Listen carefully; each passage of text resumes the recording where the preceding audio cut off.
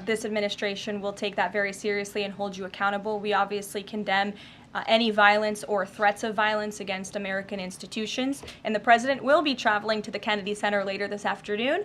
I look forward to going with him. As you know, he is now the chairman of the board of the Kennedy Center, where he hopes to restore arts and culture that embrace American tradition, don't disparage it, as we have unfortunately seen over the past several years. The president will be doing a tour of the center. In his business developer mind, I'm sure he will make some recommendations on how the center itself can be improved, but also will be discussing perhaps some future plays and musicals and theatrical programs that the center will be hosting under his new leadership and the board's new leadership. Daniel. Will the president be discussing with Putin tomorrow the future of Volodymyr Zelensky, sort of a follow-up to John's question? Again, I've been asked and answered this question now. I'm not going to get ahead of the president's discussion tomorrow, but after the phone call takes place, I can certainly provide a readout. Daniel. Caroline, thank you so much. You mentioned earlier in the briefing that you guys are at the 10-yard line of peace. Given the amount of progress that you've made in such a short amount of time, is that an indictment of the previous administration's foreign policy stance, and is it just more proof that you need to talk to people to sort of get things done? I think so. I think the previous administration is the reason this war began. As President Trump often says, this war would have never started if he were still in office. It only started because of the incompetence and the weakness of the previous administration, and President Trump is very proud of the progress that he and his team have made in such a short amount of time, and hopefully tomorrow that progress will move forward. Sure. Thanks. There have been some media reports just in the last few hours that the administration has decided to withdraw from the International Center for the Prosecution of the Crime of Aggression against Ukraine, which is designed to hold Putin accountable for war crimes. Are you able to confirm that? And if that has occurred, why has that occurred? I'm not able to confirm it because I have not heard that. I will caution, I know there have been many inaccurate and misleading reports from Reuters lately, so I would caution anybody taking that seriously, but I can check in and get back to you. Rachel. Thanks, Caroline.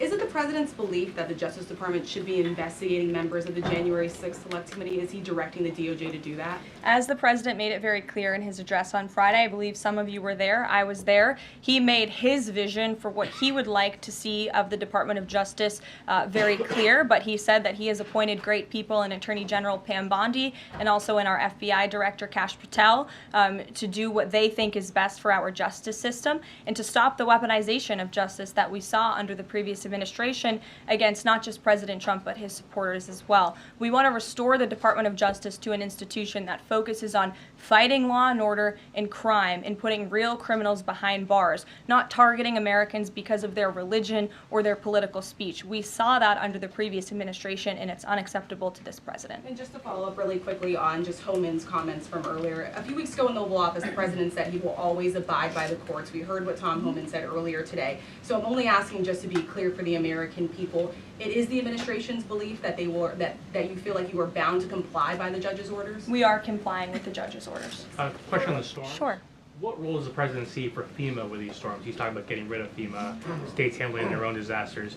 Does he plan to change how the federal government responds to these storms? There hasn't been a change yet. That doesn't mean there couldn't be in the future. But as of right now, the president, the entire administration are actively monitoring the storms, as I said. In fact, before I came down here, there was an email note in my inbox from the Department of Homeland Security on what they are actually doing state by state across the board. So rest assured, Secretary Noem and her team is on it, and I would defer you to the Department of Homeland Security for any further details. One more question. The president referenced power plants with a conversation with Vladimir Putin.